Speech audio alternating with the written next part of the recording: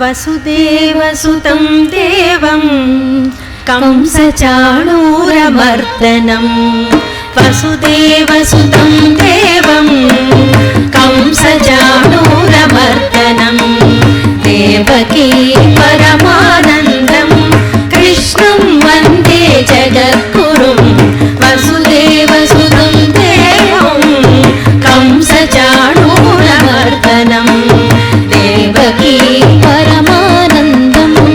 ఆచరణివాసాయ నిత్యాయ పరమాత్మనే సుభద్రా ప్రేరణాదాయ శ్రీ జగన్నాథాయ మంగళం. ఓం శ్రీ జగన్నాథాయ నమః.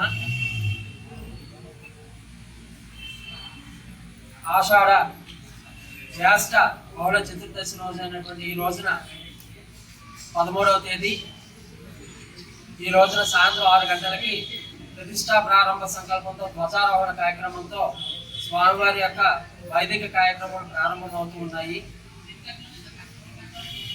తేదీ 14/7/2026 రేపు స్వామివారు జలాదివాసాలు, క్షీరాదివాసాలు, పంచయాదివాసాలు, విశేష హోమములు అన్నీ జరుపుకొని 15వ తేదీ ఆషాఢ శుద్ధ పాఠ్యమి రోజు ఉదయం నేత్రోత్సవంతో స్వామివారి పునర్దర్శనం ప్రారంభం కాబోతూ ఉంది. 15వ తారీఖు సాయంత్రం సోదరాదేవి శాంతి కళ్యాణం అంగరంగ వైభవంగా నిర్వహింపబడుతుంది. అందరికీ నమస్కారం. నా పేరు టి రాజగోపాల్ రెడ్డి. నేను టౌన్ కొత్త రోడ్ జగన్నాథ స్వామి దేవస్థానం యోగా పనిచేస్తాను. జూలై 16వ తారీఖు ఉదయం గురువారం ఉదయం 9:30 గంటలకి స్వామివారిని రథం మీద వేయించేసి భక్తులందరికీ కూడా దర్శనం కల్పించడం జరుగుతుందండి. సాయంత్రం 5 గంటలకి మన దక్షిణ నియోజకవర్గ శాసనసభ్యులు ఎమ్మెల్యే గారు శ్రీ వంశీకృష్ణ శ్రీనివాస్ గారి చేతుల మీదుగా తొలి రథయాత్ర ప్రారంభమవుతుందండి. స్వామివారిని టౌన్ కొత్త రోడ్ వద్ద ఆలయం నుండి కర్నూలు సత్రం వరకు రథం మీద తీసుకువెళ్ళి జూలై 17వ తారీఖు నుంచి 25వ తారీఖు వరకు దశావతారాల్లో అలంకరించి భక్తులందరికీ కూడా దర్శన భాగ్యం కల్పిస్తామండి. జూలై 26వ తారీఖు ఆదివారం సాయంత్రం 5 గంటలకి తిరుగు రథయాత్ర ప్రయాణం అనేది మొదలవుతుంది.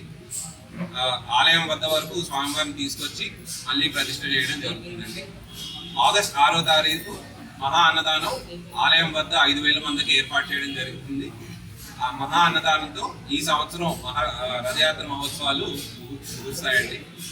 భక్తులందరికీ కూడా దర్శన వేళలు ఉదయం 6 గంటల నుంచి రాత్రి 9:30 గంటల వరకు కూడా ఏర్పాటు చేయడం జరిగింది. ధర్మ దర్శనంతో పాటు 20 రూపాయల ప్రత్యేక దర్శనం, 50 రూపాయల శీఘ్ర దర్శనం, అలాగే 200 రూపాయల విశిష్ట దర్శనం ద్వారా భక్తులు దర్శనం చేసుకోవచ్చు.